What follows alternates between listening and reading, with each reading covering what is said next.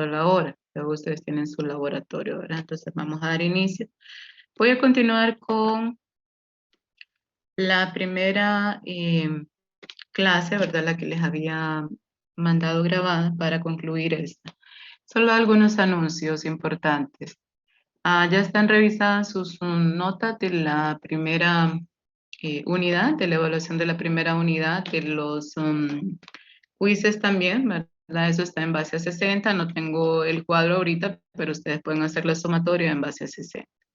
La segunda, la otra semana vamos a estar también realizando quiz. Recuerden que siempre que tengamos reuniones asincrónicas, vamos a estar haciendo quiz. Solo quiero adelantar en estas clases para que ustedes se puedan someter a estas evaluaciones. Y también en esta segunda unidad, aparte de los quizzes, tenemos una actividad, ¿verdad? Un trabajo que van a realizar. En tercer lugar, el examen siempre se va a correr una o dos fechas porque debido a los feriados que tuvimos, entonces se tuvo que correr. Entonces yo le voy a estar avisando posteriormente qué día vamos a tener la evaluación de la segunda unidad. Muy bien, entonces buenos días a todos nuevamente. Voy a empezar con la clase. Y solo me dicen, por favor, si pudieran ustedes abrir la grabación, no tuvo ningún problema, no se escuchó completamente, porque a veces Zoom nos da esa sorpresa que uno empieza a grabar y qué sé yo, a mitad puede ser que ya no se escuche el audio. Entonces, si ustedes me pueden decir si yo la reproduje y realmente sí la escuchaba, pero no sé ustedes. Sí, doctora, sí se puede reproducir sin problema. Perfecto, muchísimas gracias. Bueno, entonces vamos a continuar. Si ustedes vieron, estamos hablando de la clasificación de las anemias, ¿verdad? Anteriormente a esto estábamos viendo algunas generalidades, pero voy a comenzar de aquí para que conectemos esa información. Hablamos de la clasificación de las anemias, la clasificación etiológica, fisiológica y morfológica, en base a estos tres elementos. Dentro de la etiológica decíamos que hay dos mecanismos fisiopatológicos. Uno es la producción disminuida, que a eso le llamamos eritropoiesis inefectiva o ineficaz. Y la otra es destrucción aumentada, también denominada eritropoiesis acelerada. Esa es la clasificación etiológica. Ahora, dentro de las causas para que haya producción disminuida o para que haya destrucción aumentada son múltiples, ¿verdad? Entonces, ¿cuáles son las causas dentro de una producción disminuida? Cuando hablamos de producción disminuida, perdón, esos carros, solo imagínense en sus mentes que la médula ósea está produciendo poca cantidad de células sanguíneas. La médula ósea, tratemos de imaginarla como una gran fábrica donde a diario se están produciendo glóbulos rojos, glóbulos blancos y plaquetas, ¿verdad? Entonces, cuando hay producción disminuida, ¿verdad? Esa fábrica está trabajando no al 100%, sino está dejando de fabricar o de producir una gran cantidad de esas células sanguíneas. Ahora, en la destrucción aumentada o eritropoiesis acelerada, aquí ocurre de manera diferente. Aquí esa fábrica, que es la médula ósea, está produciendo la cantidad adecuada, pero cuando ya salen esas células al torrente sanguíneo, se están destruyendo. Entonces tenemos aquí dos mecanismos diferentes que al final, jóvenes, va a conducir a que haya una disminución del número de células sanguíneas o una disminución del número de glóbulos rojos, ¿verdad? Ambas causas, o que se produzca muy poco o que se esté destruyendo lo que se está produciendo. Entonces, en la producción disminuida hay múltiples causas. En primer lugar, que haya desórdenes en la diferenciación y proliferación de la célula troncal. La célula troncal es la misma célula madre, que es la que da origen a todas las células sanguíneas, ¿verdad? Esa es la que origina todas esas células sanguíneas. En este caso, vamos a tener una patología que se le conoce como aplasia medular. A significa que disminuyó, que mermó la producción de células sanguíneas. Entonces, aplasia medular. Es interesante en esta patología decirles que en la aplasia medular se afectan las tres líneas celulares, porque me dice, hay problemas en la célula troncal, hay problemas en la célula madre. La célula madre da origen a los eritrocitos, a los leucocitos y a las plaquetas. Por ende, se van a ver, afectadas las 3 líneas celulares. En la segunda causa tenemos desórdenes en la diferenciación y proliferación de la célula precursora eritroide. ¿Qué significa eso? Que solo aquella célula que da origen a los eritrocitos va a tener problemas. Ahora, ¿qué me origina esos problemas?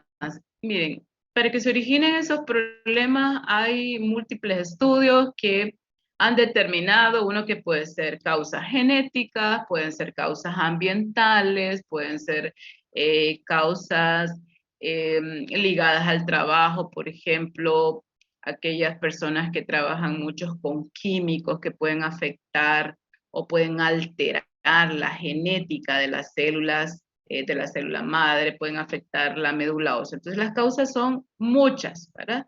Lo que sí sabemos es que si hay problemas en la célula troncal, se va a desarrollar una aplasia medular. Si hay problemas en la célula precursora eritroide, se va a originar una aplasia, pero en este caso se denomina aplasia pura de serie roja. ¿Cómo se diferencia de la anterior? Que en esta aplasia pura de serie roja, solamente los glóbulos rojos van a estar afectados. Los glóbulos blancos y las plaquetas van a estar en sus valores normales. Tercer lugar, que haya problemas en la síntesis del ADN. El ADN se encuentra en el núcleo de la célula, ¿verdad? Ahí está, en el núcleo de la célula. En este caso se originan lo que se conoce como las anemias megaloblásticas. Y estas se dan porque hay deficiencia de ácido fólico y vitamina B12. Pero ustedes han escuchado que a las mujeres embarazadas se les da ácido fólico, se les da hierro. ¿Y por qué se les da estas 2 vitaminas? Porque dentro de ellas se está gestando, se está desarrollando una nueva vida que necesita de estos elementos. Entonces esa madre necesita consumir por 2. Entonces se le dan estas vitaminas. En cuarto lugar, que haya problemas en la síntesis de hemoglobina. Aquí entran las deficiencias de hierro, no hay suficiente hierro para producir eritrocitos. Perdonen, la locura de afuera es que hay un tráfico y una bulla espantosa. O que haya problemas a nivel de las cadenas de globina, ¿verdad? Que a esto se le denomina talasemias. Ustedes estas patologías las van a poder ver en hematología 2, ya viendo toda su fisiopatología, por qué se forman, ¿verdad? Cuáles son las características que presentan, etcétera. En este momento, pues, estamos hablando únicamente de forma general, ¿verdad? Los estoy introduciendo. Y en último lugar, porque haya mecanismos múltiples o desconocidos. Dentro de esos mecanismos múltiples se ha encontrado pacientes que pueden tener deficiencias de hierro, al mismo tiempo pueden desarrollar anemias megaloblásticas, o sea, esas anemias nutricionales se combinan. O mecanismos desconocidos que no se sepa realmente la causa por qué hay una producción disminuida de eritrocitos. En la destrucción aumentada o eritropoiesis acelerada tenemos 2 causas. Una, por anormalidades intrínsecas, ¿verdad? Este es el término indicado, pero ¿qué significa intrínseco? Significa algo propio del glóbulo rojo, ¿verdad? Entonces tenemos anormalidades propias congénitas del glóbulo rojo. Dentro de esas tenemos defectos de las membranas, defectos de la membrana eritrocitaria. ¿Qué constituye la membrana eritrocitaria? Las proteínas. Entonces, si hay defecto a nivel de la anquirina, de la espectrina, de la banda 3, de la banda 4.1, ¿verdad? Recordemos que estudiamos eso en la unidad anterior. Entonces, vamos a tener que ese glóbulo rojo se va a alisar, se va a romper, ¿verdad? Antes de tiempo, antes de llegar a sus 120 días. A eso se le denomina anemia hemolítica. En segundo lugar, porque haya deficiencia de enzimas, ¿verdad? ¿Qué enzimas? Aquellas que participan en la vía anaerobia o en la vía aerobia, ¿verdad? Para poder sobrevivir esos 120 días necesita enzimas. La piruvato, necesita el 2,3-difosfoglicerato, necesita la glucosa 6-fosfato deshidrogenasa. Entonces, si hay problemas a nivel de esas enzimas, vamos a tener que ese glóbulo rojo se va a alisar, se va a romper antes de los 120 días. Y en tercer lugar, porque haya anormalidades en las cadenas de globina. Aquí, básicamente, se produce sustitución de un aminoácido por otro en cierta región promotora de esa cadena, lo que conlleva, ¿verdad?, a una anormalidad. Y siempre que nosotros hablemos de anormalidades de eritrocitos, ténganlo en su mente que va a conducir a una anemia hemolítica. La segunda causa son anormalidades extrínsecas. ¿Qué significa extrínseca? Ajeno al glóbulo rojo, ¿verdad? Lo anterior era propio de él, pero lo segundo es ajeno, no es causa del eritrocito, es algo externo, por mecanismos físicos y químicos. Las quemaduras de tercer grado llegan hasta el torrente sanguíneo y lo que hacen es lisar los glóbulos rojos, ¿verdad? Algunos agentes químicos se sabe que pueden alterar la composición también de la membrana eritrocitaria, ¿verdad?, y producir la lisis de eritrocitos. Otra causa son las infecciones por malaria. Vamos a ver qué hace malaria. ¿Ustedes ya llevaron parasitología? ¿Qué hace malaria o qué causa malaria en los eritrocitos? Lisa el glóbulo rojo, doctora. ¿Perdón? Lisa el glóbulo rojo, Así como es. que lo explota. Correctamente. Este desarrolla su ciclo dentro del eritrocito, entonces va invadiendo eritrocitos y los va lisando, va rompiendo. Entonces, ¿qué se produce? Una anemia hemolítica, ¿verdad? Sobre todo falciparum produce una anemia hemolítica que si no es detectada a tiempo es mortal para el paciente. La otra es que haya una hemólisis mediada por anticuerpos. En este caso, por ejemplo, se da muy frecuentemente en las transfusiones sanguíneas.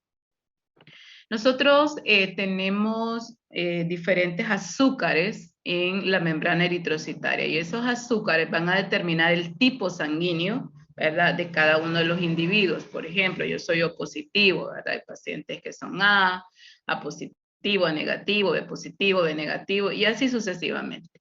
Entonces, cuando, ¿verdad?, una paciente por error le transfunde una unidad de sangre que no corresponde a su tipo de sanguíneo, puede haber una reacción antígeno-anticuerpo. Entonces aquí tenemos un proceso hemolítico. El organismo no reconoce, ¿verdad?, estos eritrocitos porque no son de su mismo tipo sanguíneo y empieza a destruirlo. Es una defensa. Entonces eso le llamamos mediada por anticuerpos.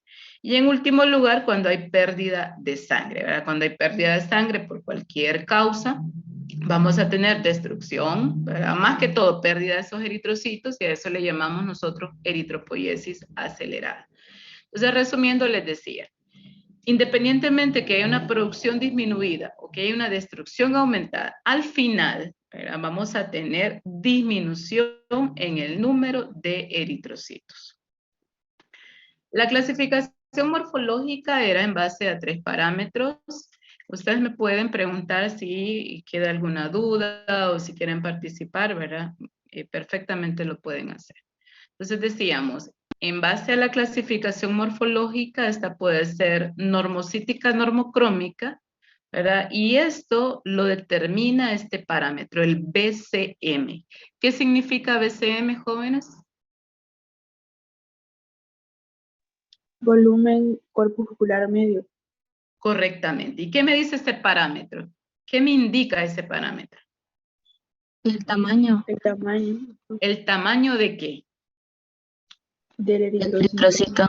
De los eritrocitos, exactamente, ¿verdad? Entonces, volumen corpuscular medio me está diciendo que el tamaño o el volumen, ¿verdad?, de un eritrocito está de 80 a 100 femtolitros y eso lo debemos manejar.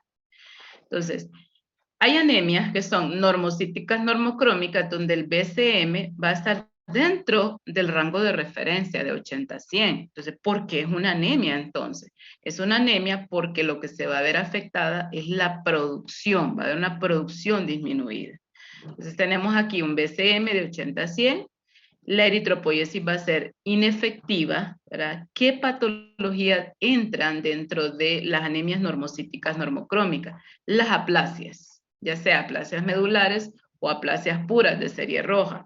Y también entran las anemias hemolíticas. Entonces, cuando nosotros estemos estudiando la clasificación morfológica, por ejemplo, de las aplasias, las anemias hemolíticas, tenemos que saber que son normocíticas, normocrómicas. Normocítico significa tamaño y color normal, ¿verdad? Entonces les decía, ¿cuál es el problema aquí? El problema radica en la producción. No es en el eritrocito como tal, sino en la producción. La otra clasificación es microcítica hipocrómica. En este caso el BCM es menor de 80, ¿verdad? Aquí ya me está diciendo, ojo, el eritrocito es pequeño, ¿verdad? Menor de 80 femtolitros, me está indicando que ese glóbulo rojo es de menor tamaño, es menor a 7 micras de diámetro.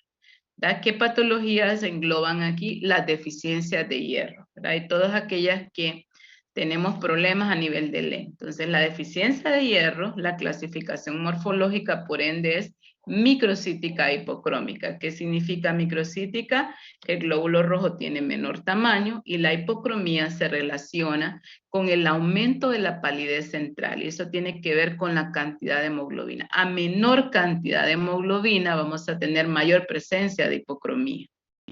Y por último, la clasificación macrocítica normocrómica.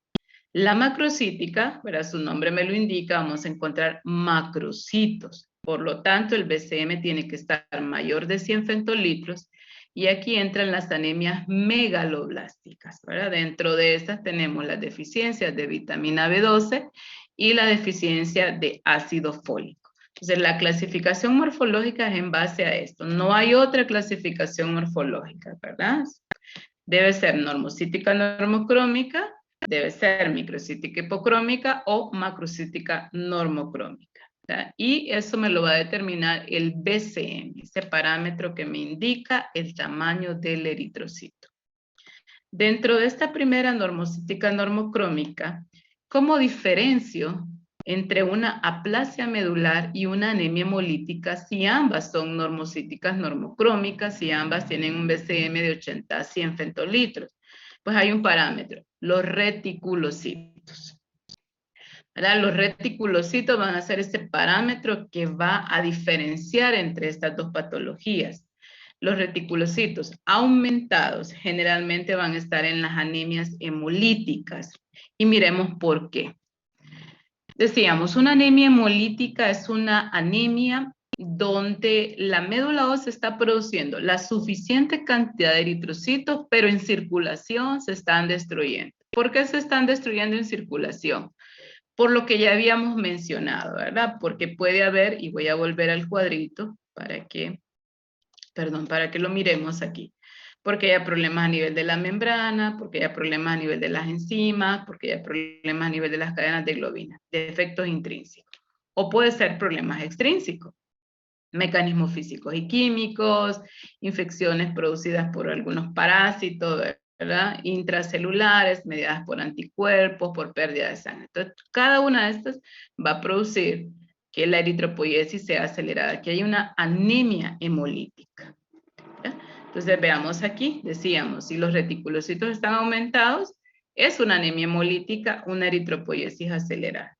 Pero si los reticulocitos están bajos o están normales, conduce a lo que es una aplasia medular o una aplasia pura de serie roja. Aquí la eritropoiesis ineficaz. Aquí realmente, ¿verdad? Nos vamos a este cuadrito, el problema radica a nivel de la célula madre o a nivel de la célula precursora eritroide. O sea, aquí el problema sí se origina en la médula ósea. En esta causa no, ¿verdad? Aquí no se origina en la médula ósea, sino en circulación. Entonces, es importante tener esta diferenciación, lo que es una eritropoiesis inefectiva y lo que es una eritropoiesis acelerada. Siempre que hablemos de una eritropoiesis acelerada, téngalo en mente que vamos a hablar de una anemia hemolítica, siempre, porque esa se están destruyendo en circulación. ¿Preguntas hasta aquí? No, doctora. Ok, entonces seguimos. Esto solo es un repaso. La tercera es la clasificación fisiológica en base al IPR, es el índice de producción de reticulocitos. Este índice se calcula matemáticamente, lo vamos a aprender a calcular. Y realmente, igual que los reticulocitos, me está diciendo, me está evaluando cómo es la producción de eritrocitos en la médula ósea. Si el IPR es menor que 2, me dice, eso es una eritropoiesis inefectiva. Si el IPR es mayor que 3, ¿es eficaz o es acelerada la eritropoiesis? ¿Sí? ¿Verdad? Veamos aquí. Un IPR bajo es una producción disminuida. Si el BCM está bajo, se trata de una anemia microcítica hipocrómica. ¿Cuáles están aquí? Las deficiencias de hierro. Si el BCM está normal, es normocítica normocrómica. ¿Quiénes están aquí? Las aplasias medulares. Si el BCM es aumentado, ¿verdad? O mayor que 100, vamos a tener una anemia macrocítica normocrómica y en este caso tenemos las anemias megaloblásticas. Y por otro lado, si el IPR es mayor que 3, vamos a tener una eritropoiesis acelerada, una sobrevida disminuida del eritrocito. No llega a sus 120 días. Las anemias hemolíticas, por ejemplo, se caracterizan porque el eritrocito se lisa a los 20 días. No llegó a esos 120 días para lo que fueron fabricados. Entonces aquí tenemos, ¿verdad? Dentro de esa sobrevida disminuida, las anemias hemolíticas. Puede ser por defectos intrínsecos o defectos extrínsecos. Y por último también engloba la pérdida de sangre.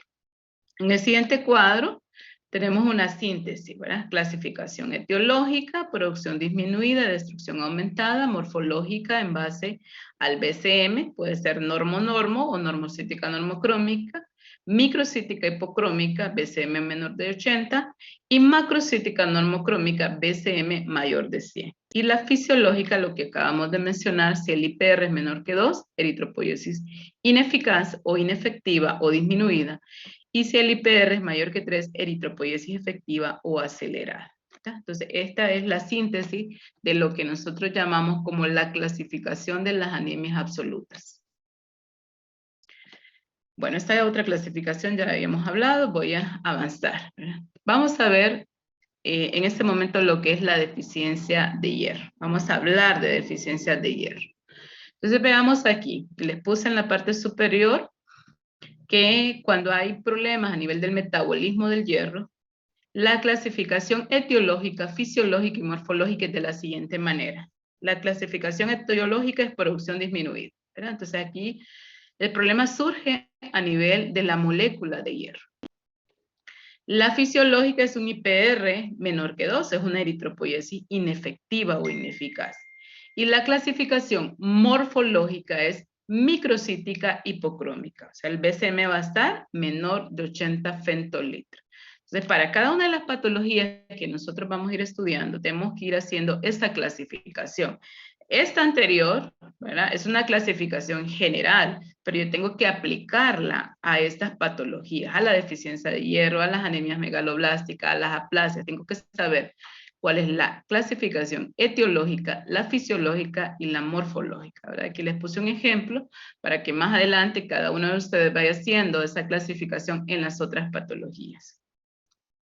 En su libro texto de Rodan, el capítulo 10 y capítulo 117, pues les animo a ver o a estudiar lo que son las deficiencias de hierro. Está en la página 117 a 124 y en la 213 a la 229 para que ustedes profundicen un poquito más y vean cómo es que se desarrolla este tipo de anemias.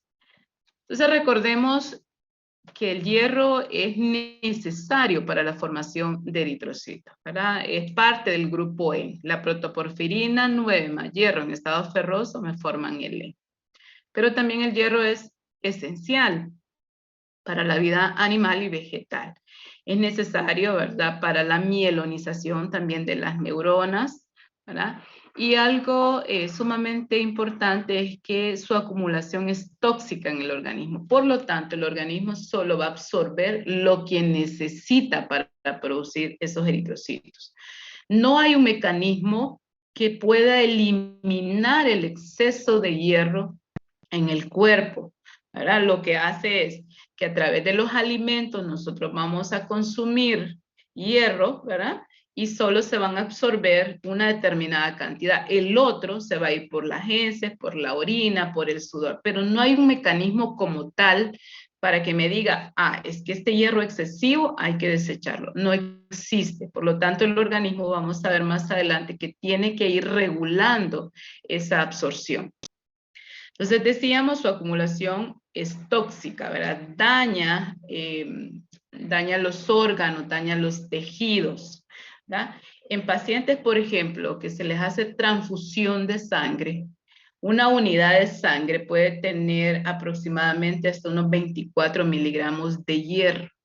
Y hay pacientes que en un día requieren 10 a 12 unidades de sangre, dependiendo de la patología que estén cursando, si es una herida mortal, ¿verdad? Ese paciente necesita estar siendo transfundido. Entonces, ¿qué se miraba antes? Se miraba que ese paciente formaba un fenómeno que se llama hemocromatosis, que es acumulación de hierro en el organismo y empezaba a afectar los órganos, los tejidos. Entonces ahora se desarrolló para un tipo de medicamento que evita esa hemocromatosis, que evita la acumulación de hierro en los tejidos. ¿Por qué les estoy mencionando esto? Porque les acabo de decir que no hay un mecanismo en el organismo que pueda eliminar ese hierro en exceso, ¿verdad? Entonces es importante saber. Cuando la gente dice me voy a vitaminar con hierro, ¿verdad? O con vitamina B12, con ácido fólico, es importante que se mida estos elementos antes, que vaya al laboratorio, mida hierro, mida folato, mida vitamina B12, porque si no, estamos incrementando la cantidad de estas vitaminas sin necesitarlas y al final vamos a tener una complicación en el organismo, ¿verdad? Entonces tenemos nosotros esta mala costumbre de automedicarnos, de autovitaminarnos sin que nosotros nos hayamos medido los niveles de estas vitaminas. Ok, entonces fíjense bien aquí. La deficiencia, por otro lado, me va a causar anemia. Los dos extremos son malos. Ni se debe acumular, ni debe ser deficiente. Porque si acumula es tóxico y si es deficiente me causa anemia. Entonces tiene que haber una dieta balanceada, ¿verdad? La dieta del hondureño, jóvenes, si ustedes han visto, las noticias en los últimos años, en los últimos meses, ha incrementado los niveles de pobreza. Estamos en pobreza extrema y eso es una realidad. Las tormentas, todas esas tormentas tropicales que han surgido, el desbordamiento de muchos ríos, han causado que estas personas pasen a extrema pobreza.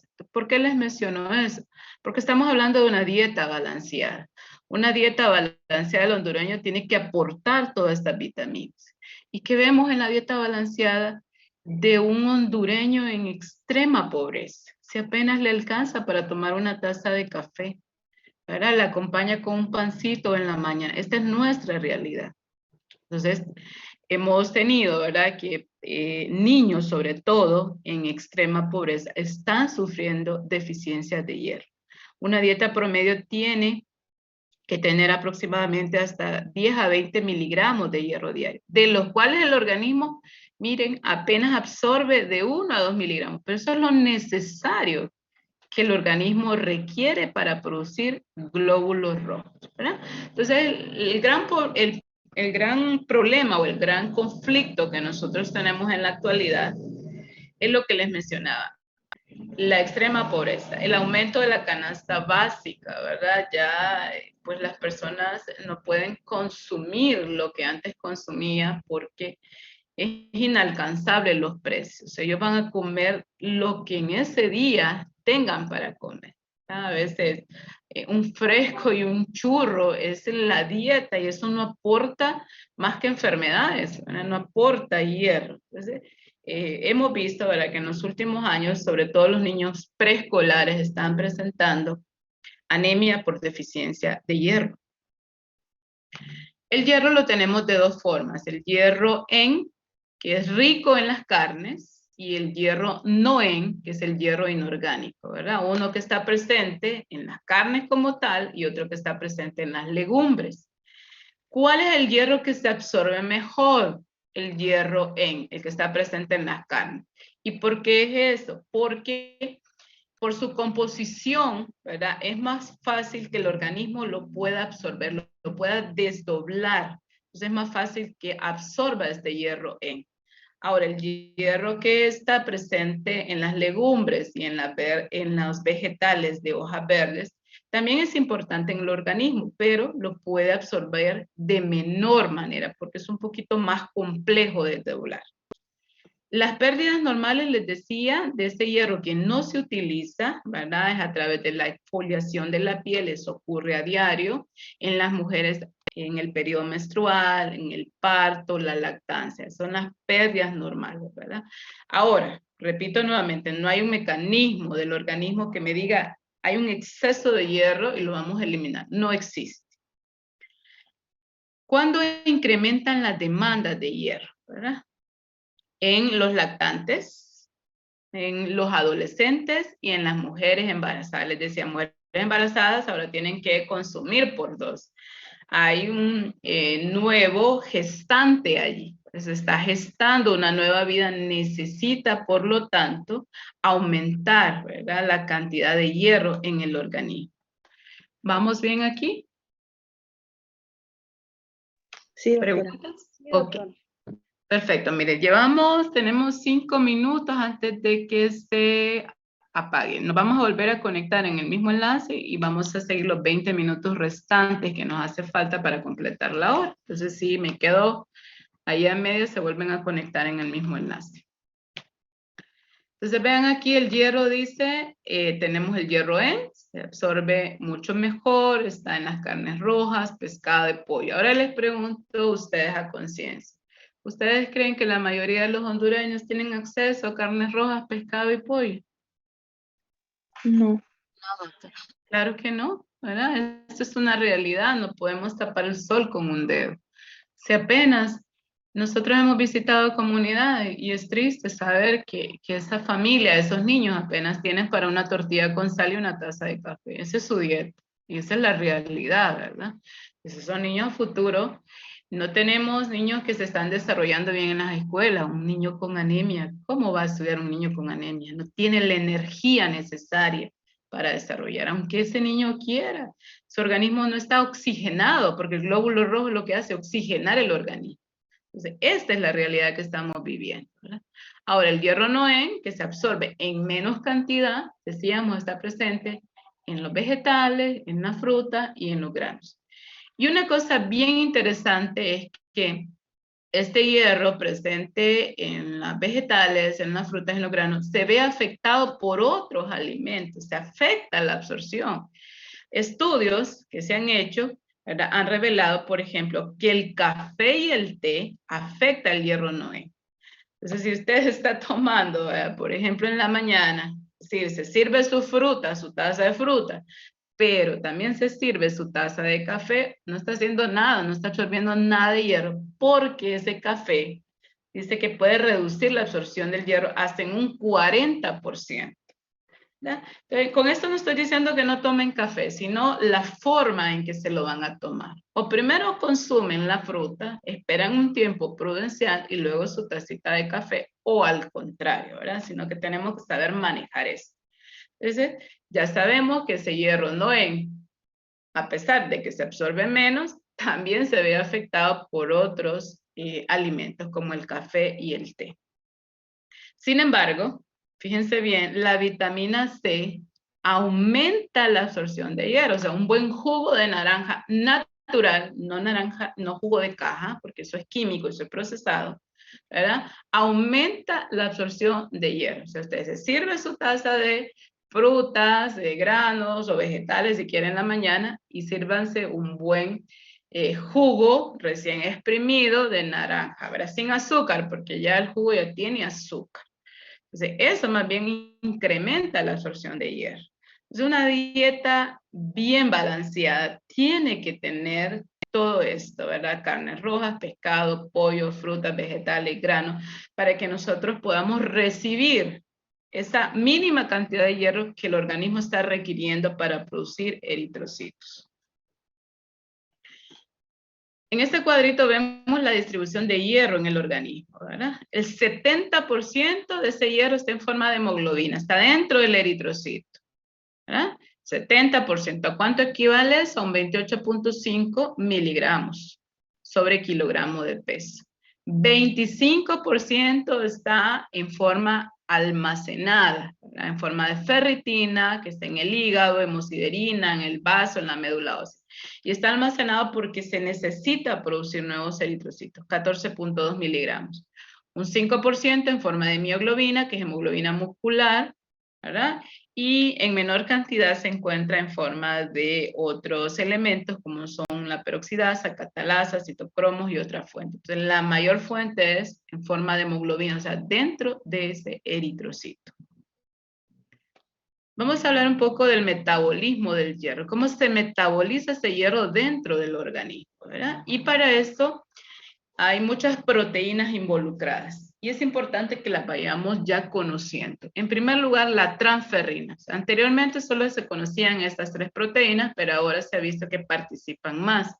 Transferrina, responsable de transportar el hierro hacia la médula ósea. Vida media, 8 días. Si se me corta, nos volvimos a unir. Ferritina, ¿verdad? Que son las reservas de hierro. Estas se encuentran ubicadas en el hígado. Y hay un receptor de transferrina. Este receptor es una molécula que está ubicada en los precursores eritrocitarios, que es la que permite o facilita el ingreso de hierro que viene unida a la transferrina. Entonces, cada molécula está haciendo una función primordial para que se pueda metabolizar ese hierro. En la actualidad se conocen otras moléculas. Hay un receptor de transferrina 2 que tiene la misma función, un transportador de metales divalente, el DMT1, que ya vamos a ver para qué se utiliza, la ferroportina, efasteína, citocromo BD, y la epsidina, que esta última aparece en rojo porque es una de las más importantes, ¿verdad? Es sintetizada por el hígado y además tiene una función bactericida. Entonces miremos. Entonces estábamos hablando del metabolismo del hierro. Y aquí es importante acotar que el hierro que se utiliza para producir eritrocitos viene de 2 fuentes principales. Uno, de los alimentos, o sea, de la absorción intestinal o del hierro dietético, una pequeña fracción. Pero la mayoría de ese hierro, o la mayor fracción, se obtiene a partir del reciclaje, producto de la fagocitosis de los glóbulos rojos senescentes. ¿Qué significa todas estas palabras tan complejas? Es simplemente que esa mayor fracción de glóbulos rojos proviene de la hemólisis normal que está ocurriendo a diario en el organismo. ¿Recuerdan ustedes cuando hablamos de la hemólisis intravascular y la hemólisis extravascular? Entonces, ¿qué sucedía ahí? En tanto la hemólisis intravascular como extravascular, el hierro se reciclaba, ¿verdad? Y lo demás se eliminaba, pero ese hierro es reciclado. O sea, el organismo está hecho inteligentemente para que pueda reciclar aquello que necesita, en este caso es el hierro, ¿verdad? Entonces, la mayor parte de ese hierro para producir nuevos eritrocitos es de reciclaje producto de la fagocitosis.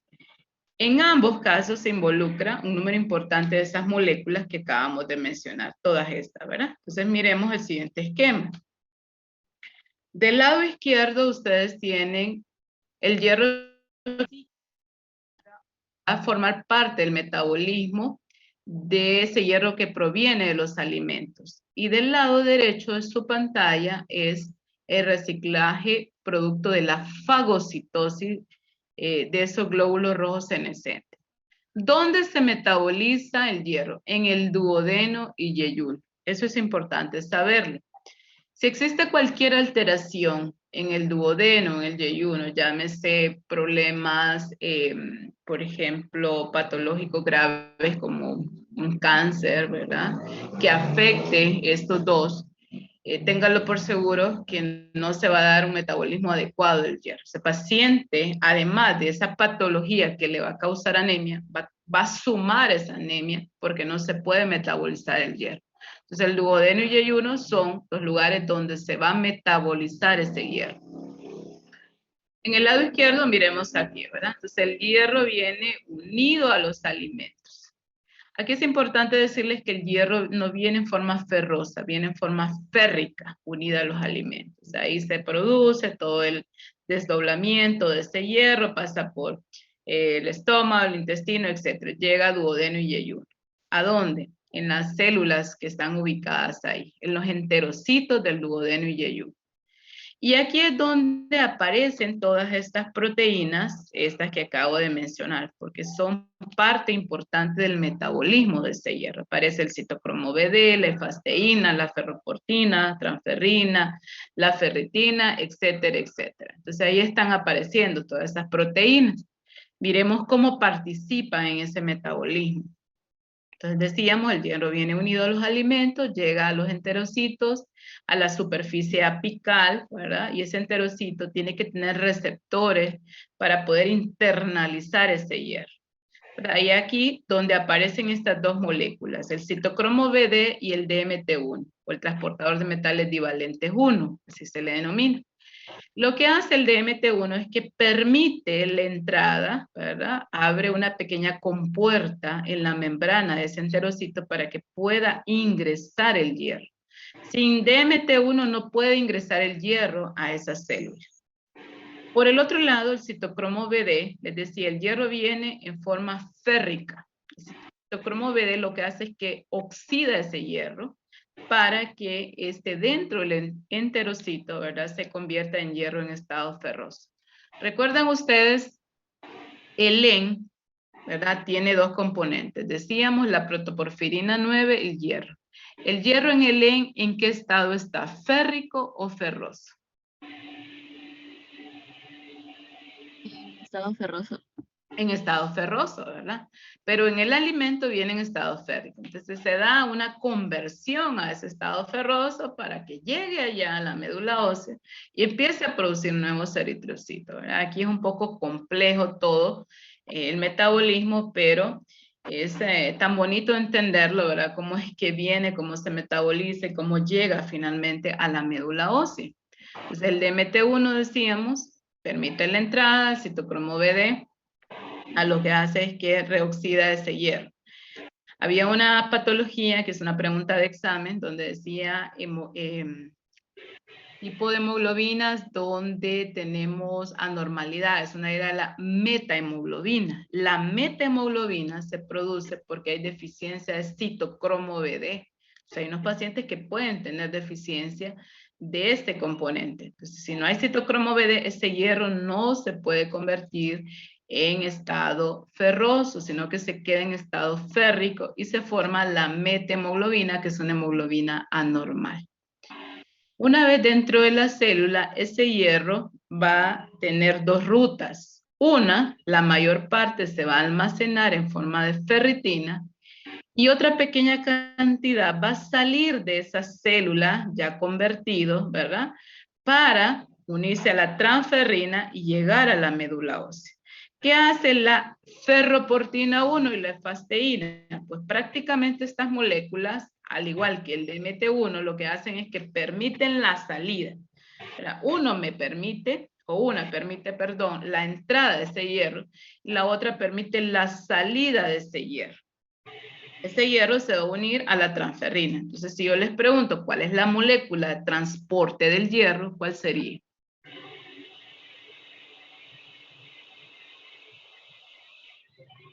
¿Cuál sería la molécula? Transferrina. La transferrina.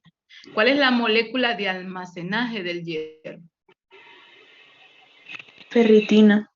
La ferritina, exactamente, ¿verdad? Entonces tenemos que ir familiarizándonos con esta molécula, ¿verdad? El DMT1, igual que la ferroportina, me permite la salida de esto, ¿verdad? El citocromo BD y la efasteína lo que hacen es reconvertir o reoxidar ese hierro a su estado ferroso, ¿verdad?, para que finalmente se una a la transferrina, que es su molécula de transporte. Entonces, esto es lo que ocurre cuando el hierro viene unido a los alimentos. Por otro lado, el hierro, producto de la fagocitosis, sigue casi la misma ruta, a excepción, ¿verdad?, que ese no proviene de los alimentos, sino el hierro proviene del glóbulo rojo senescente. ¿Qué significa senescente? Significa ese glóbulo rojo viejo, que ya tiene sus 120 días. ¿verdad? Que ya sus niveles de ATP están disminuidos, que su calcio aumentó, que la bomba sodio-potasio se ve afectada. Entonces el macrófago reconoce esos cambios, lo fagocita y dentro de ese fagocito lo rompe, deposita enzimas en la membrana eritrocitaria, se rompe el glóbulo rojo. ¿Y qué se va a liberar si ese glóbulo rojo se rompe? Vamos a ver, ¿qué se libera? Apaguen los micrófonos, por favor. Solo el que contesta me dice, ¿qué se libera cuando el glóbulo rojo se rompe? ¿Qué contiene el glóbulo rojo? Hemo y Pero la toda la globina. molécula completa, ¿cómo se llama? ¿Cuál es la proteína que contiene ese glóbulo rojo? Hemoglobina. Hemoglobina, correcto. Entonces se libera la hemoglobina. De la hemoglobina teníamos el componente que usted acaba de mencionar, el EN o grupo hemo y las cadenas de globina. ¿Qué recicla de ese grupo hemo? El hierro. Para eso lo vimos en la primera unidad. El hierro lo recicla. Ese hierro también se almacena en forma de ferritina dentro de ese macrófago. Él es el encargado de almacenarlo. Y otra cantidad sale para unirse a la transferrina. ¿Por qué molécula sale? Igual, por la ferroportina 1. Y aquí aparece una molécula que se llama ceruloplastina. La ceruloplastina es la encargada de reoxidar ese hierro para que se pueda unir a la transferrina. La misma función de la efasteína y la misma función del citocromo BD. Entonces, unas moléculas están permitiendo la entrada, otras la salida, otra de almacenaje, otra de transporte y otra de reoxidación, para convertir ese hierro férrico a su forma ferrosa. ¿Qué sucede si una de esas moléculas no se expresa o es deficiente? Vamos a tener problemas en el metabolismo del hierro. Entonces aquí resumiendo, la mayor cantidad de hierro para producir nuevos eritrocitos es producto de la fagocitosis y otra pequeña cantidad del metabolismo de los alimentos, ¿verdad? Entonces son las dos formas. ¿Dónde se metaboliza? Duodeno y yeyuno. Si hay alguna patología que me afecte estos dos, ténganlo por seguro que vamos a tener problemas a nivel del metabolismo del hierro, sin duda. Este es un resumen, no lo voy a hablar porque esto es prácticamente lo que acabo de mencionar, ¿verdad?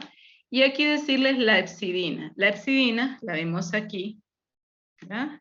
De rojo les decía, es una proteína bactericida, es sumamente importante en el metabolismo del hierro y es sintetizada por el hígado. Entonces, miren qué importante también que estos órganos estén funcionando adecuadamente. ¿Qué pasa si tenemos problemas hepáticos, problemas de cirrosis, de cáncer de hígado? No se producen estas proteínas y va a haber problemas a nivel del metabolismo del hierro.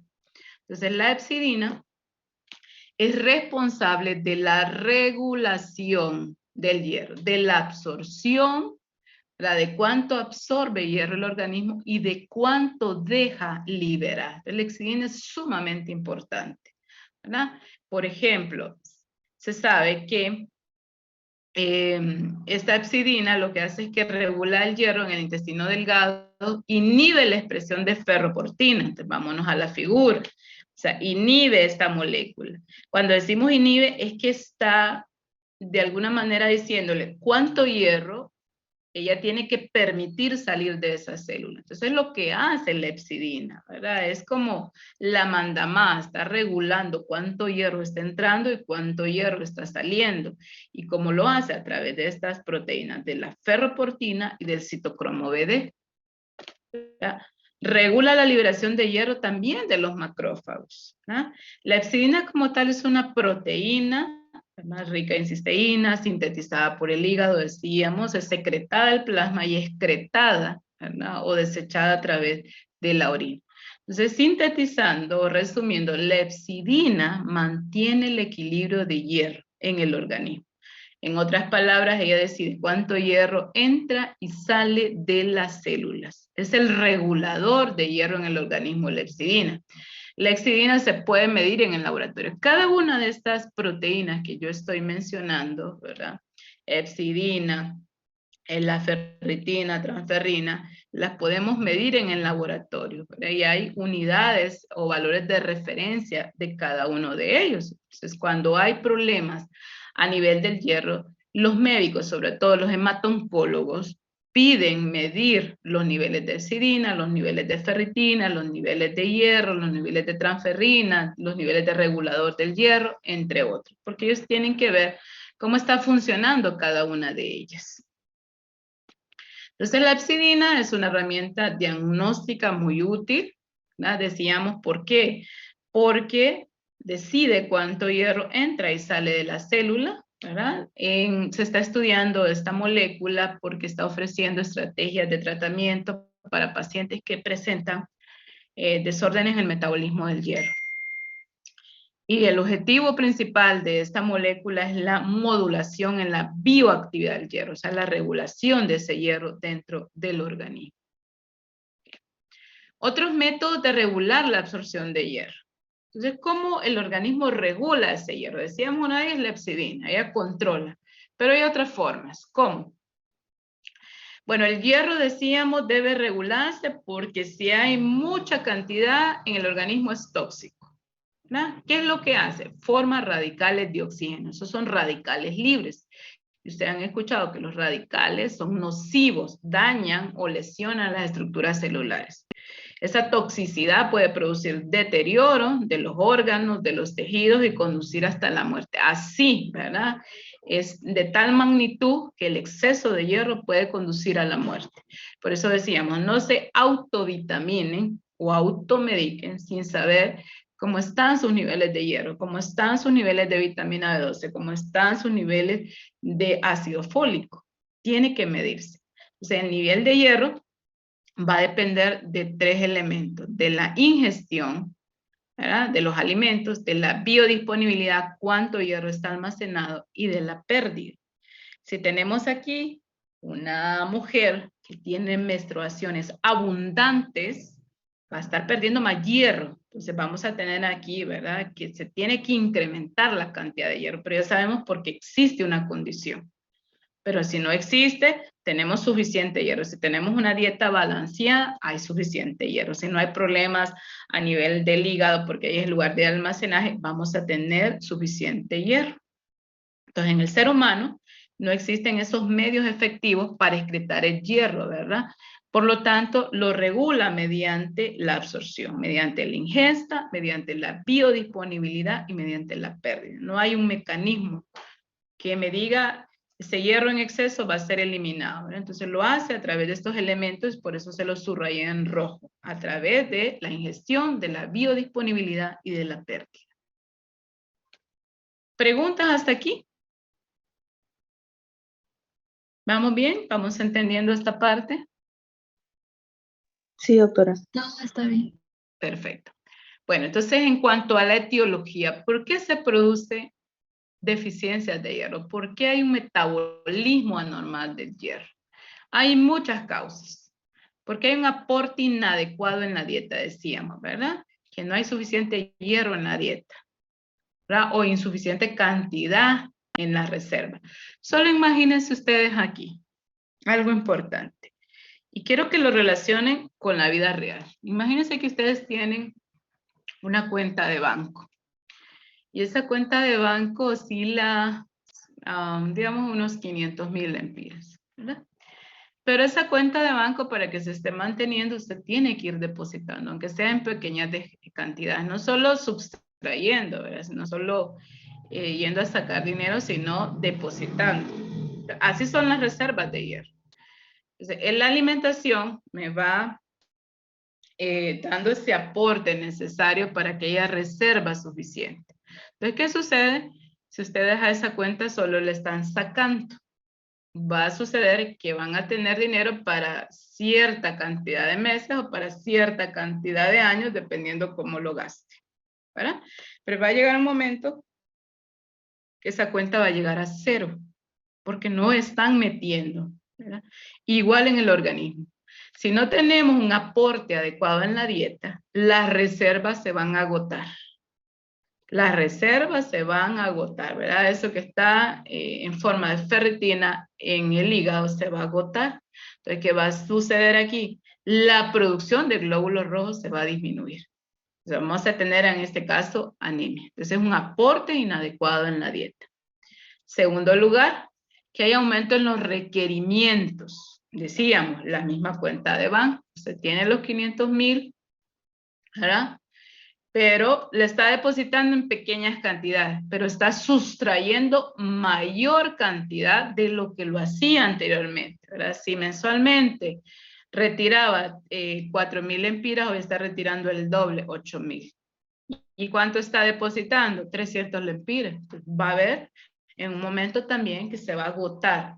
Entonces, ¿dónde ocurre ese aumento en los requerimientos? En la primera infancia, en la niñez, en la adolescencia, en el embarazo y en la lactancia. Aquí se aumentan los requerimientos, hay que aumentar la dosis, ¿no? Entonces, en la infancia, en la lactancia, en el embarazo, lo que hace el médico es que le da, ¿verdad?, vitamina, en este caso hierro, ¿verdad?, hierro, para que pueda consumir, porque la alimentación no aporta lo suficiente para tratar de equilibrar ese aumento en los requerimientos. En tercer lugar, porque se reduce la absorción. Si hay una patología de base, se va a reducir la absorción, ¿verdad? Podemos tener una dieta equilibrada, ¿verdad? Y eso no va a ser suficiente porque hay una patología de base. ¿Qué patología de base? Se sabe que inhiben la absorción de hierro. La enfermedad celíaca, es una enfermedad intestinal, enfermedades que disminuyen la acidez gástrica, enfermedades que me afectan la absorción de hierro porque disminuyen la capacidad de reducir el hierro férrico. La enfermedad del duodeno, del yeyuno, que es donde se metaboliza. Entonces, por mucha alimentación balanceada que yo tenga, la patología me va a impedir que ese hierro se pueda absorber. Y la última es por pérdidas crónicas de sangre. Decíamos, mujeres con menstruaciones abundantes pueden tener pérdidas de hierro, ¿verdad?, excesivas. Hemorragias digestivas, úlceras gástricas, el consumo de alcohol, el consumo del acetil salicílico que está en estas pastillas, me escapa el nombre, en las aspirinas, ¿verdad? Los parásitos, les cuento que los parásitos compiten por hierro. Hemos visto en muchos niños que presentan anemia que tienen alto grado de parasitosis, ¿no? Entonces ellos compiten por el hierro. Pacientes con hemorroides, con tumores, con cáncer de útero, infecciones crónicas, etcétera, etcétera. Entonces, cualquiera de esas patologías va a evitar que haya, ¿verdad?, un consumo o un metabolismo, perdón, adecuado del hierro. Entonces, todas estas causas al final me van a producir deficiencias de hierro, ya sea que haya un aporte inadecuado, que haya aumento de los requerimientos, que haya reducción o que haya pérdidas crónicas de sangre.